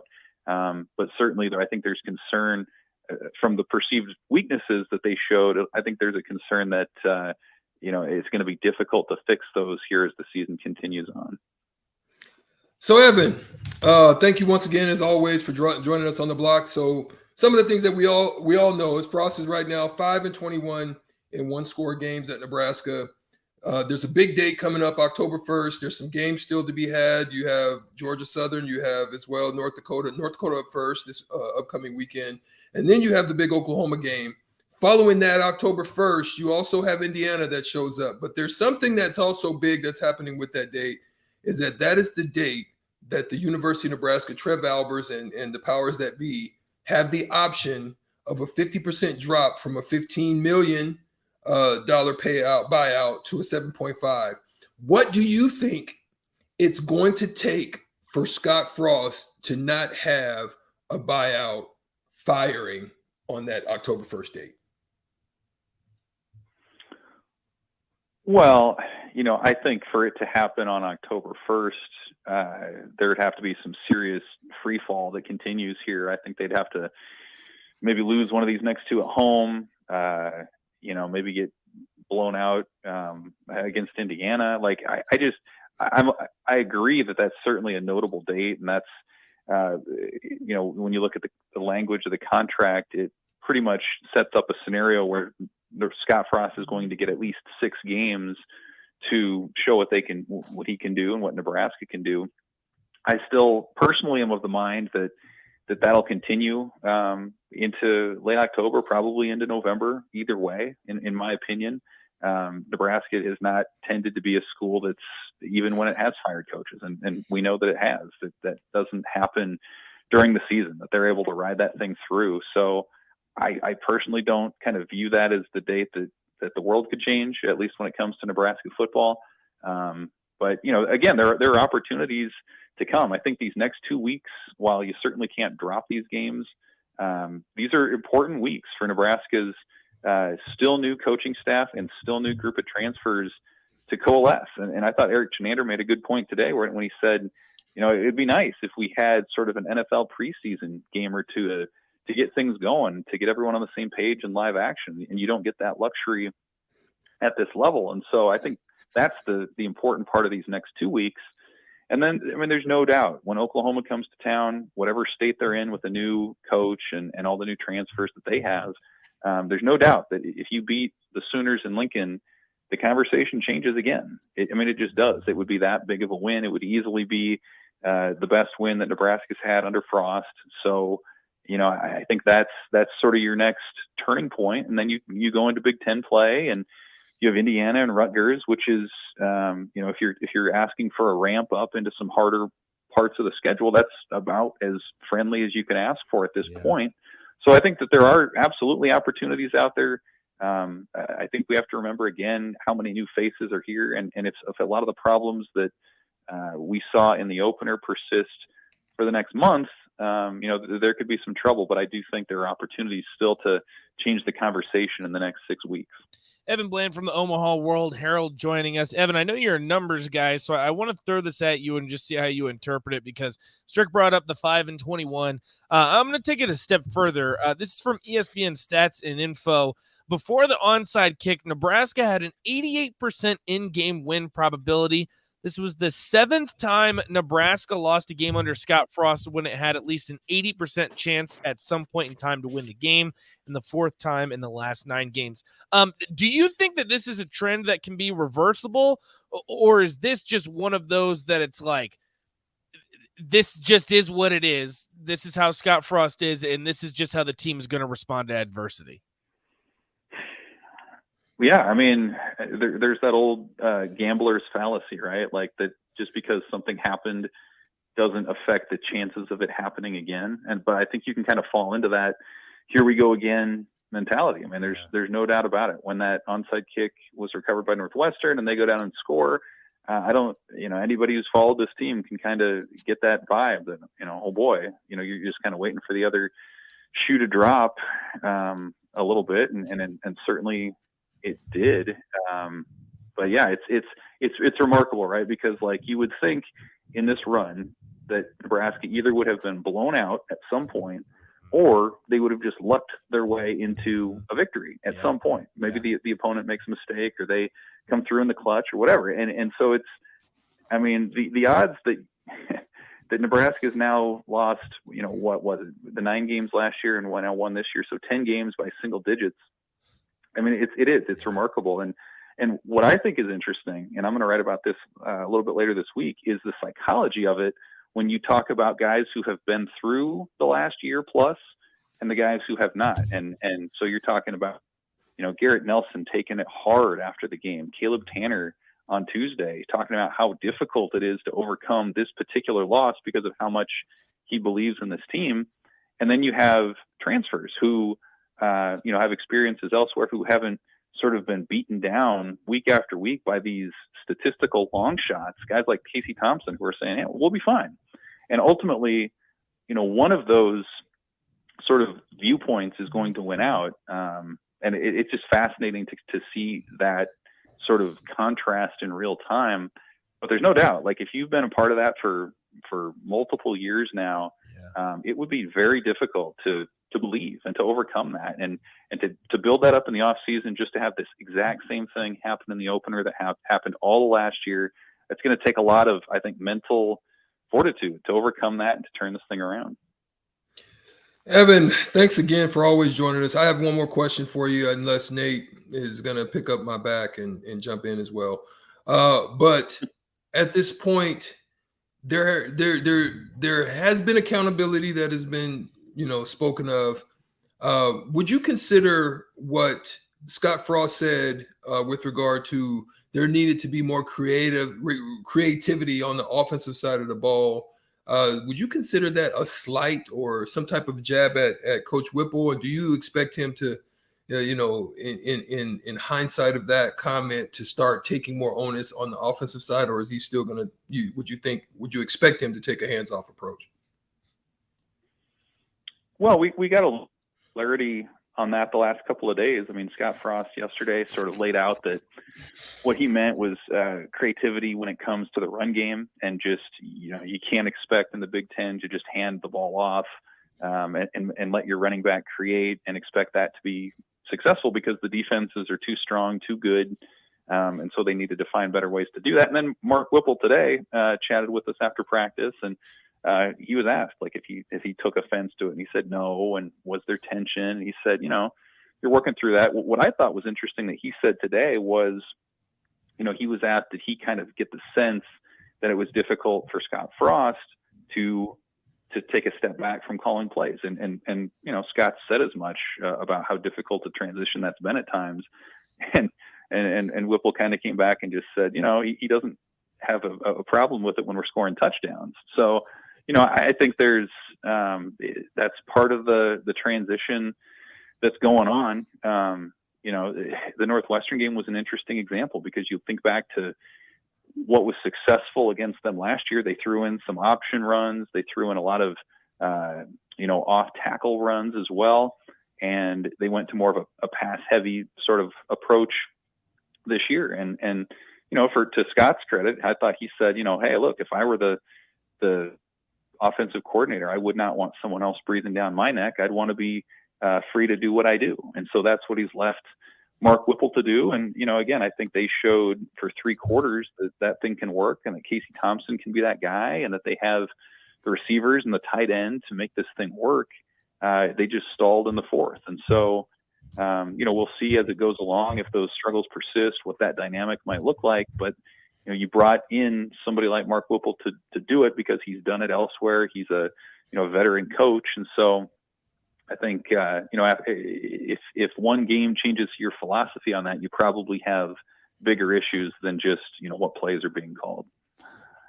Evan, we're running out of time, but if people want to get more great content from you throughout the season, how can they do so? Yeah, on Twitter at Evan Bland OWH, and our website omaha.com. We're turning out lots of stuff this time of year, man. It's the throes of the season, when recruiting picks up, transfer portal, all that. After the season, of course, that'll be going on there as well. But those would be the places to go, and hopefully people check it out, because there's certainly never a dull moment around here. Evan, we appreciate you, and hopefully this upcoming Saturday we will have a little bit more success against North Dakota. You be good. We'll talk to you next week. Appreciate you guys. Thanks. All right, there he goes. Evan Bland, Omaha World Herald. Great stuff coming from him throughout this entire season. Can also get some baseball coverage from his as well. Lots of things happening in the transfer portal. I know they're going to start, I believe, their practices up here pretty soon, too. So definitely want to stay in tune for all of that. Coming up, we'll have DP, we'll have Jay in studio. We'll have a little bit of a crossover with Old School. We'll get some of their thoughts. We'll keep this conversation rolling because it's game week. Time to beat North Dakota. Let's keep it rolling. You're listening on the block, 93.7 The Ticket, ticketfm.com.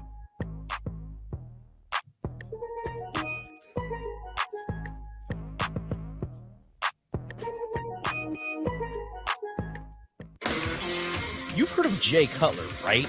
No, not the former quarterback. I'm talking the Jay Cutler, a 4-time Mr. Olympia winner, one of the top bodybuilders in history. Well, he has his own nutrition brand, and you can buy his own products and tons of other items to help you reach your goals at Goliath Nutrition. Drop by their HQ today to browse their growing family of products at 17th and O in Lincoln, or online at GoliathNutritionStore.com. Gaina Trucking is hiring CDL Class A and B drivers. Gaina Trucking guarantees a 40-hour work week year-round, and their strong team culture makes it not a job, but a career. Gaina Trucking offers health, vision, and dental insurance, 401k with company match, an employee assistance program, and other bonus programs. Build a better career today with great team culture at Gaina Trucking. How many minutes do I have? Today at Gaina Trucking. For coming off commercial. Bagels and Joe is in full summer. Is there a crossover to the top of any iced coffee? If I come back on, I've got to use the restroom, so I'm drip coffee for just come back in, $8.95 per month. And don't forget their delicious breakfast burritos and sandwiches. Bagels and Joe, 4 Lincoln locations.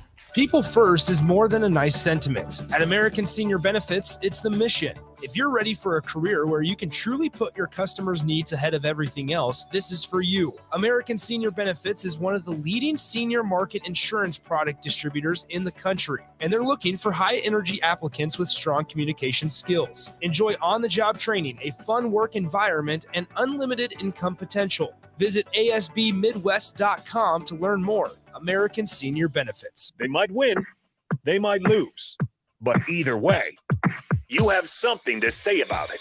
Don't miss the Husker After Party postgame show immediately following every Nebraska football game. Nick Sainert and Jake Bakoven give instant reaction, quotes from the players and coaches, and take all your phone calls with thoughts on the game. It's the Husker After Party postgame show, only on 93.7 The Ticket and theticketfm.com. Sponsored by Action Plumbing and Heating, Gary Michaels Clothiers, and Brent Excavating. Join us this Friday from 4 to 6 p.m. at Cornhusker Bank at 84th and O for a tailgate to get ready for Nebraska's first home game. DP and J will be on air with a guest appearance by Larry the Cable Guy with free food and drink for the whole 2 hours. That's this Friday from 4 to 6 p.m. at Cornhusker Bank on 84th and O. If you need to sell equipment and trucks, Ritchie Brothers' new Lincoln Satellite Yard lets you free up space at your property and get local access to all Ritchie Brothers auctions. Drop your equipment off and sell it online at any Ritchie Brothers auction, Iron Planet, or via Marketplace E. The yard is at 8801 US 6 Lincoln. It's secure and makes for easy in-person buyer inspections and pickup. Take advantage of this yard to sell at Ritchie Brothers Great Plains Regional Auction, September 15th and 16th. For details, visit rbauction.com/Lincoln. Parents, now is the time to get your kids into one of the fastest growing sports in the Midwest, lacrosse. Signups are happening now for the Junior Rampage League fall season. Kids ages 6 to 14 are invited to join, with teams available for both first-time and experienced players. The focus will be on skill development with scrimmages throughout the fall.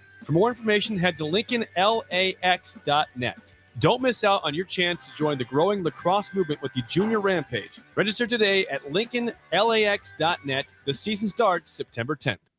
Did you know that the U.S. has added over 1,100 new breweries in the last 18 months? Learn more by shopping at Myers Cork and Bottle, 13th and South, and by tuning into Thirsty Thursdays with Kevin Myers, because sports are better with a drink in your hand and a friend at your side. At Venue Catering and Events, we offer two of the most historic ballrooms in Lincoln.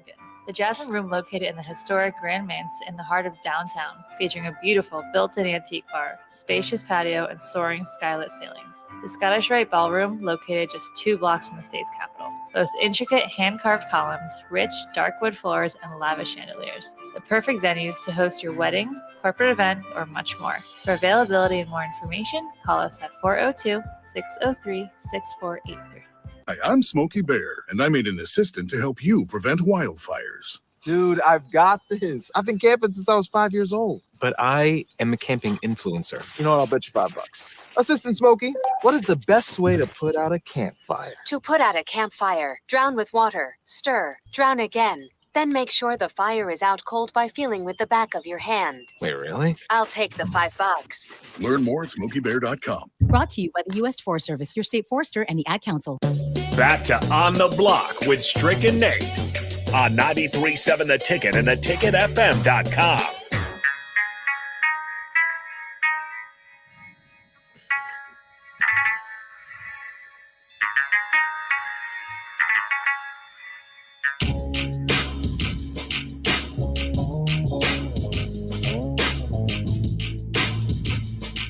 You listen on the block 93.7 The Ticket. I'm Nate Brennan. He is the Husker Hall of Famer, Eric Strickland. 402-464-5685, Honda of Lincoln hotline, Starter Heyman text line. We want to hear from you, and we also want to hear from DP from Old School joining us now. What's going on? What's happening? I hear y'all are just stirring yourselves up into a frenzy for no reason. We got a lot of hypotheticals. Focus, people. Focus. Beat North Dakota. That's it. Like, stop. All of it. We're talking about all kinds of. Hey, I tell you what, though, Strick, the block was hot there for a while. Strick knows. Hey, listen, that's all I have to do. I just want to light the block on fire. I want to know what they're thinking, how they view it, how they see it. Do they understand it? What are the ramifications? What happens if I'm just a hypothetical dude that likes to kind of process through possible scenarios and issues that may pop up. I don't know. I'm a forward-thinking guy. Maybe that's my business acumen that always tries to pop out. I'm trying to project. But you're absolutely right. I mean, The absolute focus, though, is North Dakota. The North Dakota game has to be handled. It's got to be game by game from this point on. It can't, again, we've talked about it looking ahead to Oklahoma. No, it's what's happening this Saturday. What do they have to do this Saturday to get the job done? Then handling things. Listen, those games are not just show up and win games. You're not in that category anymore. You're not those type of teams. There is really no type of team out there that really can just show up other than your Alabamas possibly, and because they're just that good. But we're not in that category. So that's the way I look at it. It's game by game at this point. Let me ask you guys, do you think the quick turnaround is going to impact Nebraska in any way? Like, do you think that's maybe not an issue, but that'll have some kind of effect on the game? Because Northwestern, for what it's worth, they have a bye this upcoming week. And then now Nebraska is 6 days, and then you're thrown into a game again. Do you think that'll have any impact on the game? I want to jump in before DP because I know DP is going to have an answer, and I don't like following up good answers. So I'm going to jump in on that. No, I think that the key to that is again what I was talking about and speaking towards earlier was mentality, right? These are good testers. All of these things are good testers. They could have learned a lot if they could have pulled out that win. They didn't pull it out. There's things they can learn from out of it, right? Going into film, it's mental now. It's got to be you took this loss. Does it feel like it was and how things are going to be the same? You've got to turn your mentality and change the whole way that you're thinking, process it, and go into this game fresh and new. And so I think that's the way it's got to be. It's a mental game at this point because your body's telling you no. My mind's telling me no. I was going to say, okay, Keith Sweat, what are you doing, man? But my body needs to be telling me we got to pause for station ID, and then we'll get to DP's answer in a second. This is Lincoln's home for sports talk on the FM dial. Also online at theticketfm.com. On the internet. KNTK FM Firth, 93.7 The Ticket. DP, your thoughts? I'm just Jay hit it. He went R. Kelly. What is going on? Next thing you were gonna say, he's an ignition. Hey, they need to start it up. They need to start it up. But that's real though. Your mind is telling you, wants to tell you, dang, I got to go through this. I don't want to go. But your mind, this is a mental battle. This next game, it's going to be a mental thing, and if they can overcome that, then hopefully they'll be able to pull it out. Here's before we get to Jay, my thing in this is this is all there is for everybody who plays Saturday. This is all. The question was whether there'd be fatigue on the short week, and no. Nobody got time to hear any more excuses, man. Yeah, it. I mean, yeah, you probably tired. You might be tired, but by the time they do a great job of getting those guys ready. Well, I mean.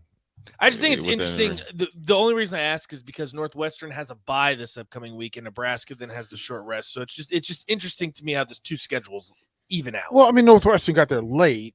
And they didn't choose money over schedule. That's the reality. Is that Nebraska just said, okay, well, one, we want to be out front. We want to be on Front Street. So let's get us week 0. You did that, and within the Big Ten conference. So you got a conference game out there as well. So it was a game of meaning. It wasn't just a revenue game that ends up costing you because there are a lot of teams that played week 0 that played Cupcake State and Meatball University, and they feel good about themselves. Illinois being one of them, right? So I'm on but I'm on this side. Handle your business. All the other stuff is taken care of by you handling your business. And Nebraska's players, they don't have anybody on the team who should be comfortable enough that they don't need to just show out at 100%, empty the tank, all the cliche phrases you want to use, and that includes the coaches. This is your show out week. You this is all you got, because if you don't, it's a long month. Jay. Yeah, I mean, I think that would be just fine. I don't think North Dakota poses a threat to beat them. I just think you got to. I mean, at the end of the day, you can try to jazz up Northwestern as more than what they are. They're a good, solid football team. They always have been, always will be. Some years they're more than solid. They're a really like good, really good football team, you know, where they end up being top 15 or whatever those few years, but they're always going to be a good, solid football team. You just got beat and you beat yourself. And so, you know, it's Wednesday. They should be getting past it. And now they got to be working diligently towards right and the wrong. And earlier, I think Clester Johnson was on, and he was talking about the mentality of in practice that you should, you know, a good healthy fear of if I don't practice or if I try to take it too easy, DP steps up, then DP gets some reps, right? Or if I'm thinking I'm too good, DP gets some reps. Or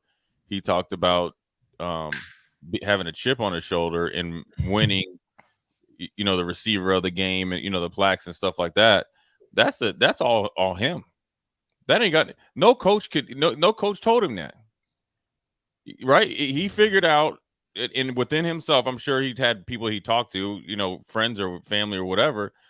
And he said, you know what, bumping, I'm going to go take it and I'm going to go compete. And that's what you know, everybody, there's a lot of blame to go. Of course, coaches got to coach. They got to put you in position to do well. But at some point in time, you got to get past like scheme, plays, and all. You get what I'm saying? Like you get what I mean? You know, I could dial up the perfect defense, right? If you two knuckleheads run in the same gap, it don't matter. We can run pick and roll with Strick, and somebody forgets to pick it, or Strick, you know, doesn't dish or whatever, and then Dikembe Mutombo slams that ball back in your face. Like, you can have the perfect. You get what? Sooner or later, it's just football. Like, if you try to, like, sometimes you just have to take a real step back and say, you know, it's just football. It's running, blocking, tackling, keeping the ball away from the other team and taking it away and playing good football. Then things will start to break for you. If you always are waiting for that, like, big play. And that's the psychological part of it, too. And I think a lot of the players on the team have gotten into that, like, you lose so many close games. If crying out loud, Scott Frost is 5-21 in one-score games. If you're a player, I bet you the players don't even know. You don't think? I don't think. Well, only time that they'll know this week because it's all over the internet, right? But I don't think they go into the game thinking like, man, we're 5-20 and win close games. I don't think they think like that. I think there's some of them that know they have the folks who are returning. They know they haven't reached it. They haven't played up to expectation, but they don't know the hard numbers like that. Right. I hope not, because trust me, that's not a very good number. Andrew says North Dakota doesn't pose a threat to Nebraska. Nebraska poses a threat to themselves. Andrew, that is entirely correct. Strick, what's going on? When are you heading back here to Lincoln? We miss you here in studio. Mañana. That is Espanol for tomorrow. Tomorrow. Okay. All right. I can get behind that. I'll be on the block, in the studio mañana. Well, hopefully we can get the block here hot again, because certainly you guys were active all show. We appreciate you. Again, 402-464-5685. Keep it coming, because I know guys on the old school, they love to hear from you as well. You can check us out on every single streaming device, Facebook, YouTube, Twitch, and Twitter as well. We always love hearing from you. Strick, excited to see you tomorrow, my man. We appreciate you as always. For myself, Nate Brennan, for Eric Strickland, this has been On the Block. Old School is next. DP and J, ready to go. North Dakota, beat North Dakota week. We'll talk to you next. Old School, right here, 93.7 The Ticket.